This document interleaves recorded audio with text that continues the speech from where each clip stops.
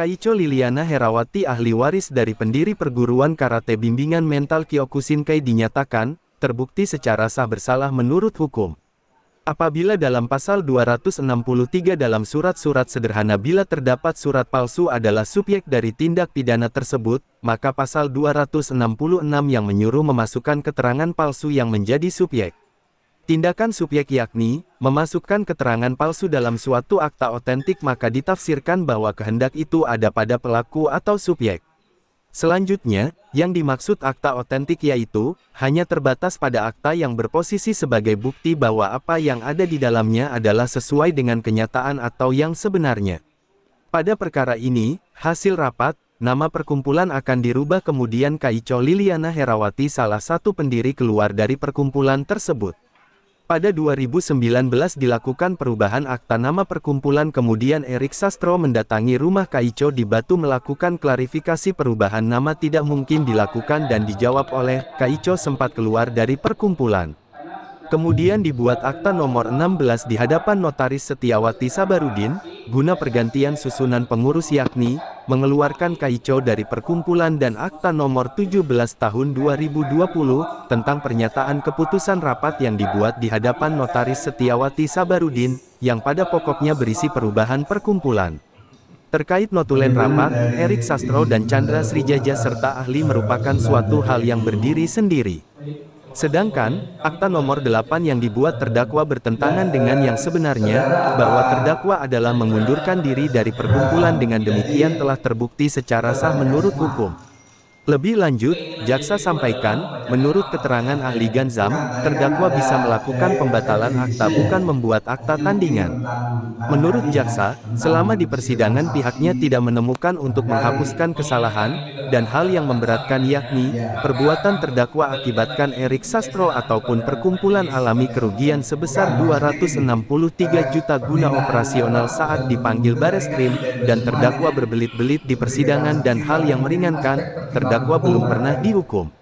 Menuntut supaya majelis hakim yang memeriksa, mengadili perkara ini untuk menyatakan terdakwa terbukti secara sah dan meyakinkan bersalah melakukan tindak pidana memalsukan keterangan pada akta otentik, dan menjatuhkan pidana 54 bulan dikurangkan selama terdakwa ditahan serta agar terdakwa tetap di dalam tahanan, ucap jaksa. Sesi berikutnya, penasehat hukum Kaicho akan mengajukan nota pembelaan di persidangan berikutnya. Kan udah siap untuk diserahkan nanti ke siapa ya? Silakan dibacakan. Terima kasih Mulia. Kejaksaan Negeri Surabaya, demi keadilan dan kebenaran berdasarkan kepada Yang Esa, surat tuntutan nomor gelar perkara PDN 36 dari T1.2 dari 05/2023 atas nama terdakwa Liliana Herawati Hussein Abdullah, Anissa Yuridis, Majelis Hakim yang kami muliakan, penasihat hukum dan terdakwa yang kami hormati. Berdasarkan fakta-fakta yang diungkap dalam persidangan, sebagaimana dilakukan tersebut jelas, maka sampailah kami pada pembuktian mengenai unsur-unsur tindak pidana yang kami buktikan, yaitu dakwaan ke-1 pasal 266 ayat 1 KUH pidana, atau kedua pasal 266 ayat 2 KUH pidana. Mengingat dakwaan yang kami susun berbentuk alternatif, maka kami akan langsung memilih dakwaan yang menurut kami terbukti, yaitu dakwaan alternatif ke-1 melanggar pasal 266 ayat 1 ke-1 kami 266 ayat 1 KUH pidana, yang unsur-unsurnya adalah sebagai berikut. Barang siapa, bahwa yang dimaksud dengan unsur barang siapa dalam hal ini adalah setiap orang sebagai subjek hukum pendukung hak dan kewajiban yang dapat mempertanggungjawabkan perbuatannya serta tidak bergantungan pada kualitas atau kedudukan tertentu. Pada dasarnya pada kata barang siapa menunjukkan pada siapa orang yang harus bertanggung jawab atas perbuatan atau kejadian yang didakwakan itu, atau setidak-tidaknya mengenai seseorang yang harus dijadikan terdakwa dalam suatu perkara.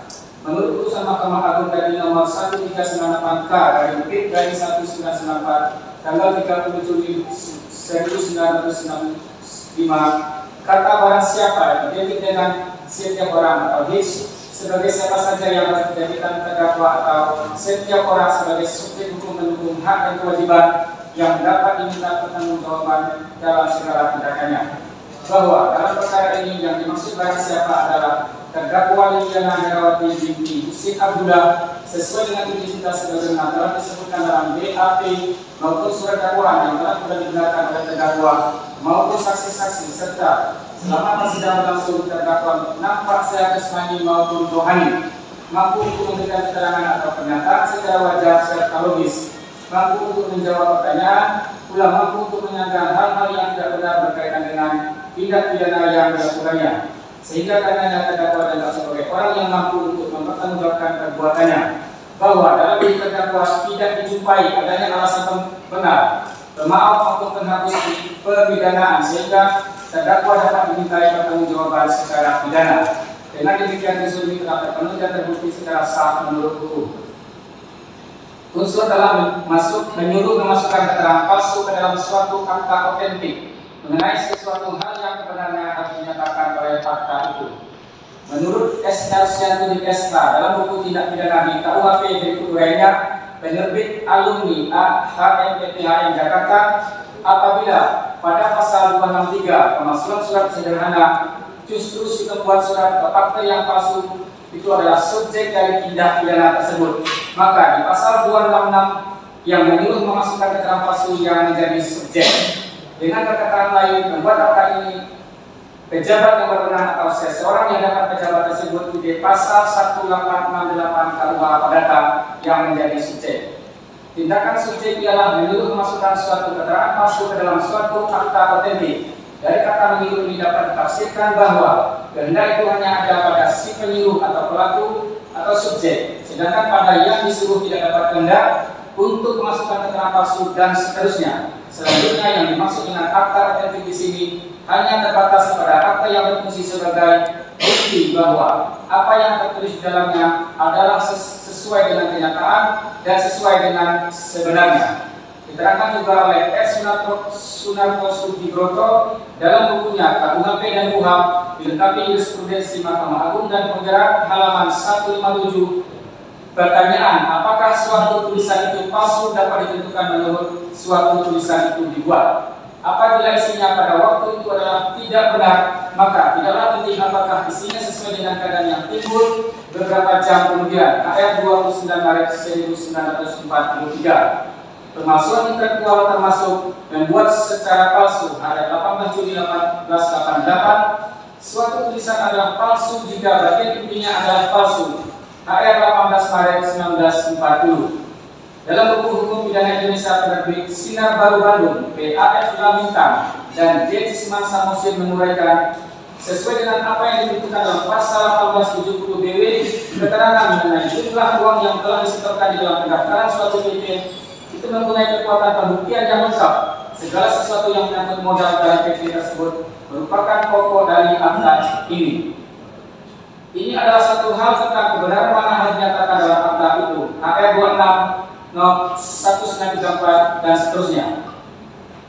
Berdasarkan keterangan saksi, keterangan ahli, surat, keterangan terdakwa serta dihubungkan dengan barang bukti yang ada, terungkap fakta bahwa pada tanggal 6 Juni 2022 di dalam pidana nomor 65B Kota Surabaya, terdakwa menghadap notaris D.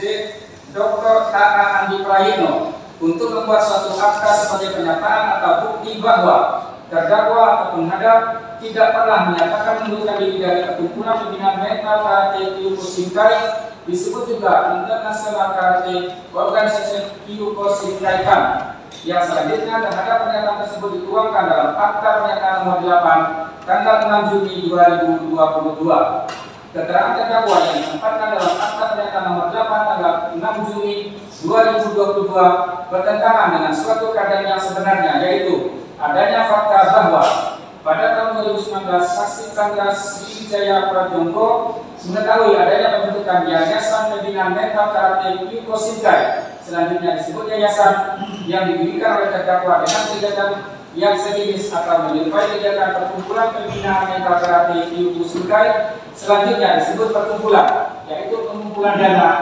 Padahal terdakwa juga merupakan salah satu pendiri perkumpulan bersama saksi Chandra Sejaya, saksi Bambang Iwanto, yang seharusnya mengerti mengenai ketentuan pasal 3 Tata Tertib ayat 4 Anggaran Rumah Tangga Perkumpulan tanggal 7 Mei 2015 yang menyatakan dilarang menjadi pengurus dan atau anggota di organisasi lain yang sejenis tanpa persetujuan tertulis daripada pengurus perkumpulan.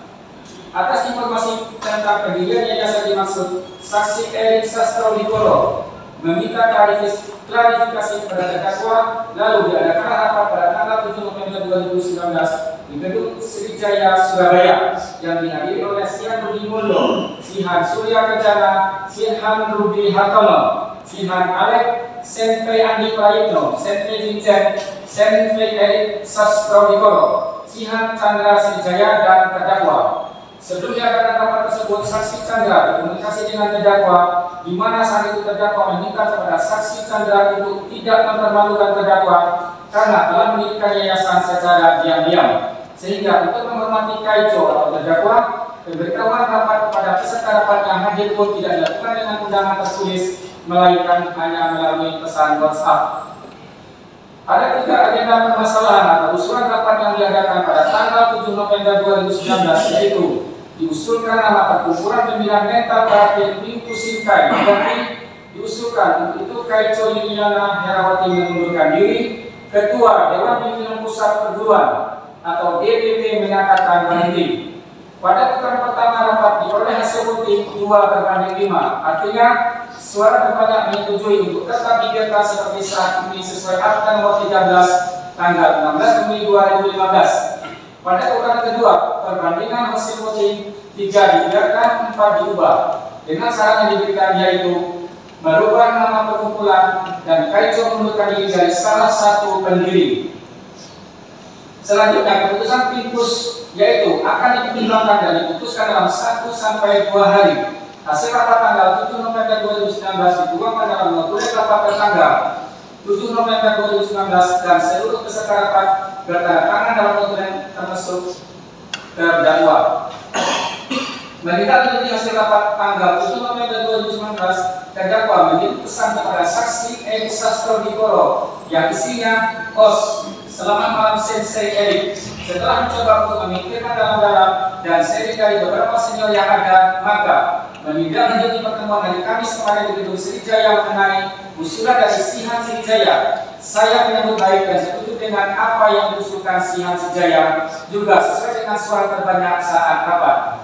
Nama perkumpulan dirubah dengan meniadakan nama Pembinaan Mental Karate. Kemudian saya keluar dari perkumpulan tersebut, sehingga perkumpulan Pembinaan Mental Karate yang saling terpisah dengan perkumpulan. Saya yakin tentunya Sihan Sriwijaya mempunyai pandangan yang jauh ke depan demi kebaikan perguruan dengan mengusulkan hal ini ketika saat rapat kemarin. Sensei, terima kasih."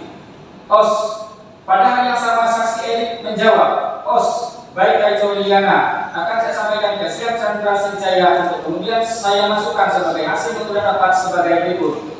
1. Sihan Sriwijaya menyatakan berhenti sebagai ketua DPP. 2. Akan dilakukan perubahan akta nama perkumpulan dengan meniadakan atau Pembinaan Mental Karate. 3. Kaico Liliana Herawati menyatakan diri untuk keluar sebagai pendiri dari akta perkumpulan PMK Kyuko Shinkai." Demikian hasil notulen rapat 7 November 2019. Lalu Os, dan dibalas oleh terdakwa, "Os, baik sesuai baik Sensei Erik, terima kasih ya Sensei Os." Kemudian tanggal 12 November 2019, saksi Erik Sastronegoro mengirim pesan kepada terdakwa, "Os, pagi Kaico Lili akan diupayakan untuk dapat disetujui oleh pendiri dan pengurus untuk dilakukan perubahan akta nama perkumpulan. Kata Sihan Chandra, Os." Dan dibalas oleh terdakwa, "Os, selamat siang Sensei Erik. Terima kasih ya Sensei atas infonya, Os." Lalu dijawab oleh saksi Erik Sastronegoro, "Os Kaico Lili, Os." Dan dibalas oleh terdakwa, "Os Sensei Erik." Setelah rapat tanggal 7 November 2019 dan adanya penegasan terdakwa melalui WhatsApp tanggal 11 dan 12 November 2019, saksi Chandra Sriwijaya juga menelpon terdakwa yang diketahui oleh Ojok Marijis Manopo dan saksi Erik Sastronegoro yang lainnya. Perubahan nama tidak mungkin dilakukan dan ditolak karena nanti ada permasalahan, dan dijawab oleh terdakwa bahwa tidak apa-apa, saya sudah bulan untuk mengundurkan diri. Selanjutnya, untuk memastikan hal itu, saksi Chandra meminta kepada saksi Erik mendatangi terdakwa di kediamannya di Jalan Demang Bonjol, Kota Baru. Yang satu, saksi Erik Sastronegoro mengajak saksi Xiao Chun atau Hadi Susilo saksikan Kennedy Kausan. Kedatangan saksi Eri dan saksi Xiao Chun dan saksi Kennedy langsung ditemui oleh terdakwa. Saat pertemuan di kediaman terdakwa, saksi Eri memberikan klarifikasi kepada terdakwa bahwa perubahan nama tidak mungkin dilakukan. Lalu dijawab oleh terdakwa, saya tetap bertekad bulat untuk membesarkan yayasan dan terdakwa tetap menyampaikan tetap keluar dari perkumpulan, sehingga diadakan rapat lagi pengurus perkumpulan di bulan Maret 2020 yang salah satu hasilnya adalah menugaskan Ojong Paritis Manopo untuk melaksanakan perubahan akte sebagaimana keputusan rapat, dan rapat bulan Juni 2020 yang membahas tentang penggantian susunan badan pengurus dan dewan pengawas perkumpulan. Tindak lanjut dari rangkaian peristiwa tersebut, dibuatlah akta nomor 16 tanggal 18 Juni 2020 tentang pernyataan keputusan rapat yang dibuat di hadapan notaris Setiawati Sabarudin SH. Pada pokoknya berisi mengesahkan pengunduran diri terdakwa dari Perkumpulan Pembinaan Mental Karate Kyuko Shinkai, dan akta nomor 17 tahun 2020 tentang pernyataan keputusan rapat yang dibuat di hadapan notaris Setiawati Sabarudin SH yang pada pokoknya berisi perubahan organ perkumpulan. Terkait dengan hasil notulen rapat tanggal 7 November 2020 maupun WhatsApp tanggal 11 dan 12 November 2022, menurut keterangan saksi Erik Sastrodikoro dan saksi Chandra Senjaya serta ahli merupakan suatu hal yang berdiri sendiri-sendiri. Ahli Dr. Gansam Anand SHMKM berpendapat terkait dua poin yang pada pokoknya setelah nama perkumpulan diganti dengan meniadakan pembinaan mental karate, kemudian saya atau terdakwa keluar dari perkumpulan adalah merupakan suatu hal yang berdiri sendiri-sendiri, tidak bersyarat. Syarat pengunduran diri tidak bergantung pada pergantian nama perkumpulan. Makna atau hakikat dari pernyataan bahwa nama perkumpulan diganti kemudian saya keluar dari perkumpulan seyogianya. Apabila pernyataan tersebut bersyarat, maka seharusnya diberikan tambahan kalimat dengan ketentuan dengan syarat atau dengan klausul, sehingga pernyataan ini dapat disebut sebagai bersyarat tunda atau syarat tangguh, sebagaimana pasal 1253 BW dan pasal 1263 BW. Menunda kewajiban atau perikatan tergantung pada suatu peristiwa yang masih akan datang dan belum tentu akan terjadi, atau yang tergantung pada suatu hal yang sudah terjadi. Pengakuan penuh atau biasa juga disebut dengan pengakuan murni menurut ahli Dr. Gansam Anand adalah pengakuan yang membenarkan seluruh dalil dalam gugatan atau pengakuan terhadap suatu peristiwa secara menyeluruh. Pengakuan bersyarat adalah pengakuan yang diberikan dengan syarat-syarat tertentu sebagai imbalan atas pengakuan, baik sebelum atau sesudah pengakuan, dan penyangkalan adalah bantahan atau sikap yang menyatakan suatu pernyataan atau suatu fakta tidak benar. Sehingga kesimpulannya, pernyataan yang disampaikan oleh terdakwa tersebut merupakan dua hal yang berbeda, dan pengunduran diri terdakwa digantungkan pada syarat yang pertama, bahwa pernyataan yang disampaikan terdakwa di hadapan notaris Dr. K. Andi Prayitno mengenai terdakwa atau penghadap tidak pernah menyatakan mengundurkan diri dari perkumpulan pembinaan mental karate Kyuko Shinkai, disebut juga International Karate Organization Kyuko Shinkai Kan, yang kemudian pernyataan tersebut dituangkan dalam akta pernyataan nomor 8 tanggal 6 Juni 2022 jelas bertentangan dengan suatu keadaan yang sebenarnya, sebagaimana serangkaian fakta dan peristiwa yang telah dijelaskan di atas, bahwa sebenarnya terdakwa telah mengundurkan diri dari perkumpulan. Dengan demikian unsur ini telah terpenuhi dan terbukti secara sah menurut hukum. 3. Dengan maksud untuk memakai atau menyuruh orang lain memakai akta itu seolah-olah keterangannya sesuai dengan kebenaran.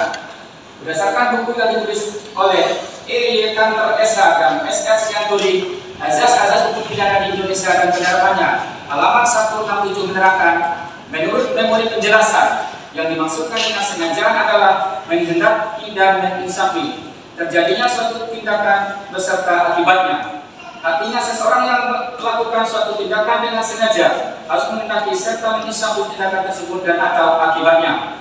Pada halaman 183 diterangkan penggunaan istilah dengan maksud sebagai tujuan yang termasuk dalam derogasi kesengajaan. Jangan dicampur adukan dengan perumusan pasal undang-undang yang menggunakan istilah dengan maksud lainnya.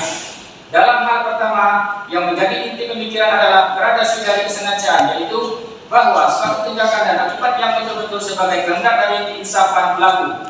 Sedangkan dalam hal kedua, dengan maksud lainnya digunakan sebagai pengganti istilah dengan sengaja, yang pengertiannya mungkin lebih sempit, mungkin sama dengan bahkan mungkin lebih luas dari pengertian istilah dengan sengaja itu sendiri. Menurut R. Sunarto Sudibroto dalam bukunya KUHP dan KUHP dilengkapi dengan jurisprudensi Mahkamah Agung dan Pembelaan halaman 159 dalam keputusan yang menetapkan terdakwa bersalah, tidak perlu dipersoalkan apakah terdakwa hendak memakai sendiri atau menyuruh pakai orang lain surat itu. Berdasarkan keterangan saksi, keterangan ahli, surat keterangan terdakwa, serta dihubungkan dengan barang bukti yang ada dan adanya serangkaian peristiwa dan fakta sebagaimana telah diuraikan pada pembuktian unsur pasal 266 ayat 1 KUHP sebelumnya.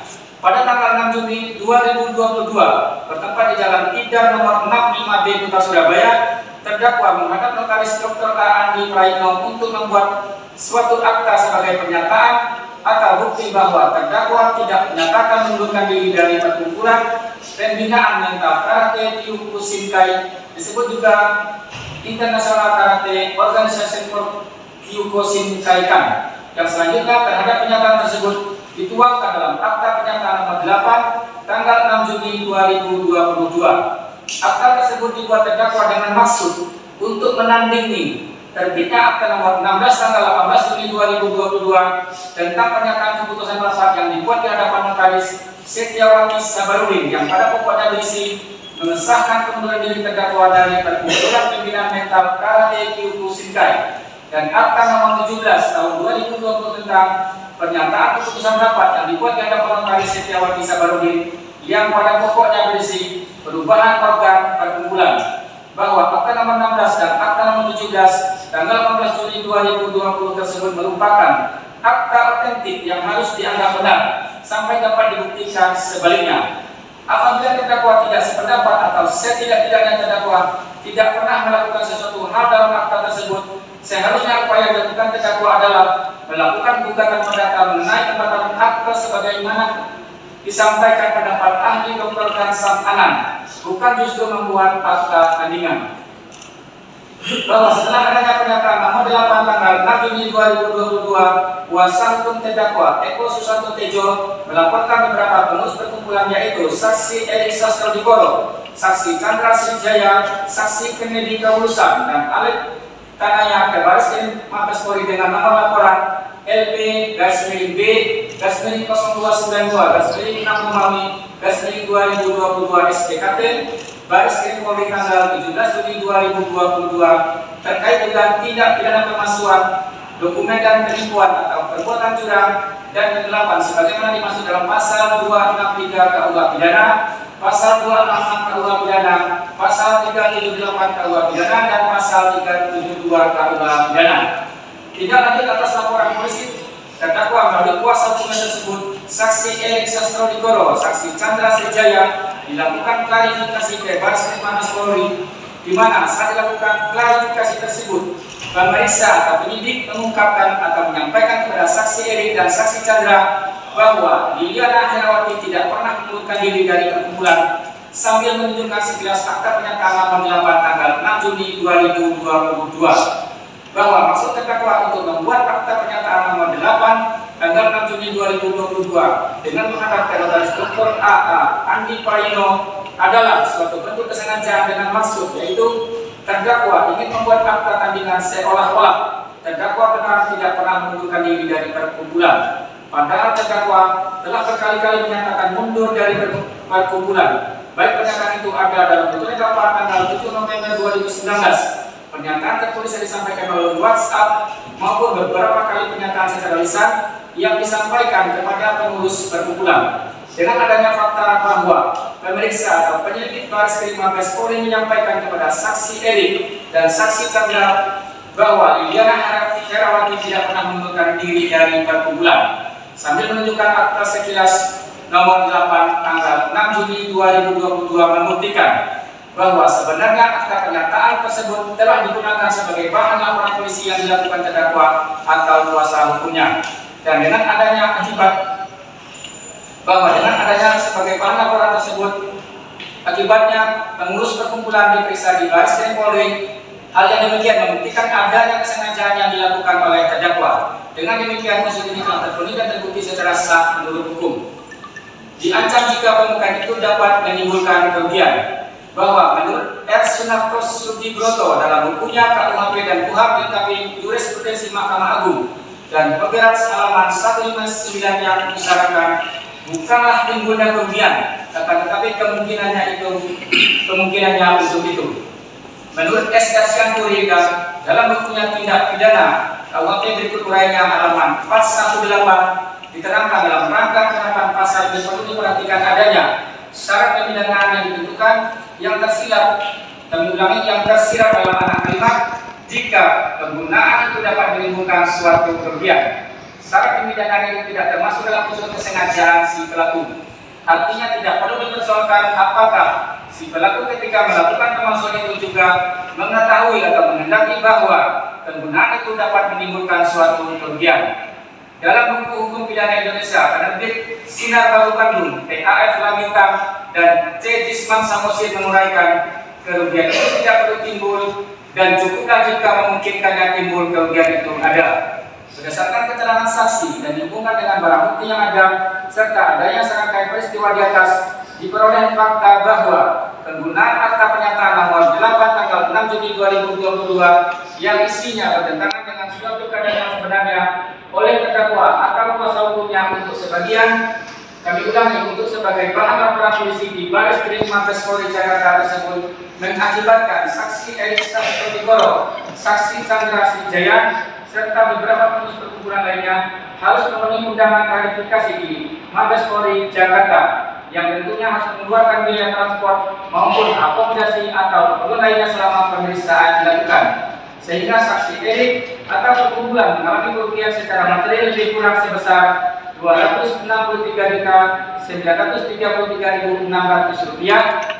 Selain kerugian secara material, adanya pemeriksaan di Baris Krim Mabes Polri, para pengurus perkumpulan diserang adanya kehormatan baik melalui ancaman WhatsApp maupun di media sosial sehingga berdampak langsung atau tidak langsung merugikan nama baik pengurus perkumpulan atau setidak-tidaknya nama baik perkumpulan pembinaan mental karate Kusinkai. Dengan demikian unsur ini telah terpenuhi dan terbukti secara sah menurut hukum. Berdasarkan uraian tersebut di atas, kami selaku penuntut umum dalam perkara ini telah dapat membuktikan seluruh unsur-unsur yang diatur dalam dakwaan alternatif ke-1 sehingga kami berkesimpulan bahwa terdakwa Liliana Herawati binti Husin Abdullah telah terbukti secara sah dan meyakinkan penuntut hukum bersalah melakukan tindak pidana memberikan keterangan palsu pada suatu akta otentik. Majelis hakim yang kami muliakan, para penasihat hukum dan terdakwa yang kami hormati, bahwa selama pemeriksaan di persidangan kami tidak menemukan adanya dasar untuk meniadakan atau menghapuskan kesalahan terdakwa, maka oleh karena itu terdakwa haruslah dipertanggungjawabkan karena bersalah melakukan tindak pidana yang dilakukannya tersebut. Sebelum kami sampai pada tuntutan pidana atas diri terdakwa, perkenankanlah kami mengungkapkan hal-hal yang kami jadikan pertimbangan dalam mengajukan tuntutan pidana, yaitu hal yang memberatkan. Perbuatan terdakwa mengakibatkan saksi Erik Sastrodikoro ataupun perkumpulan mengalami kerugian material karena harus mengeluarkan biaya transport maupun operasional selama pemeriksaan di Baris Krim Polri sebesar Rp263.933.600 atau kira-kira sejumlah tersebut dan mengalami kerugian imaterial berupa adanya laporan polisi tersebut telah menyerang secara pribadi berdampak langsung atau tidak langsung merugikan nama baik saksi Erik ataupun perkumpulan. Terdakwa berbelit-belit dalam pemeriksaan persidangan. Terdakwa tidak terus terang dan tidak mengakui perbuatannya. Hal yang meringankan, terdakwa belum pernah dihukum. Berdasarkan uraian tersebut di atas, kami penuntut umum dengan memperhatikan ketentuan perundang-undang yang bersangkutan menuntut supaya Majelis Hakim Pengadilan Negeri Surabaya yang memeriksa dan mengadili perkara ini memutuskan: 1. Menyatakan terdakwa Liliana Herawati binti Husin Abdullah terbukti secara sah dan yakinkan bersalah melakukan tindak pidana pemberian keterangan palsu pada suatu akta otentik sebagaimana dalam dakwaan alternatif ke-1. 2. Menjatuhkan pidana terhadap terdakwa Liliana binti Husin Abdullah dengan pidana penjara selama 4 tahun dan 6 bulan dikurangkan selama terdakwa ditahan dengan perintah agar terdakwa tetap dalam tahanan. 3. Menyatakan barang bukti berupa satu rangkap legalisir salinan akta nomor 13 tanggal 16 Juli 2015 yang dibuat oleh 8 notaris Setiawati Sabarudin tentang akta pendirian perkumpulan pembinaan mental karate Kusinkai sampai dengan nomor urut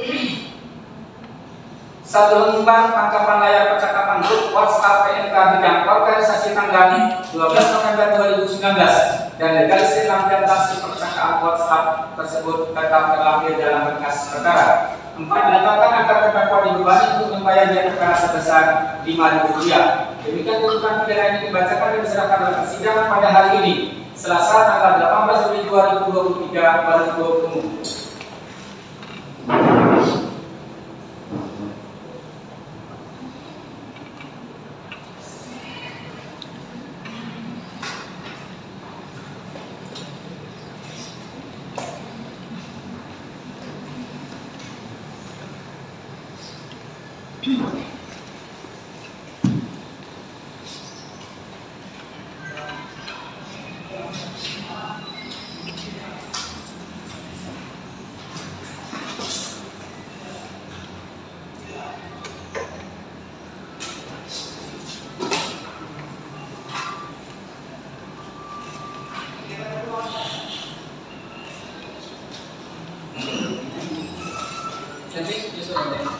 Tadi kami susulkan sopo meja ya.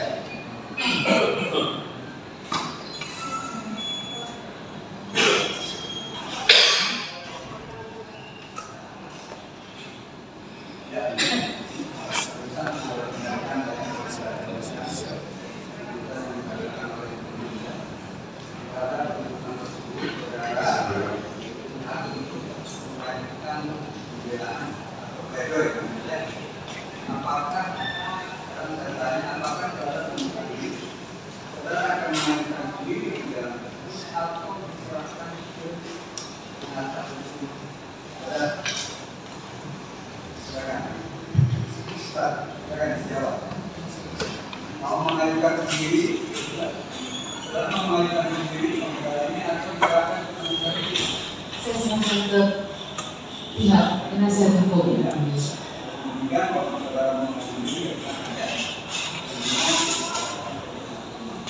demikian ya. Mana dalam mengajukan surat? Menarik ya, kami ajukan minggu depan. Pledoi. Baik, jadi memberikan kesempatan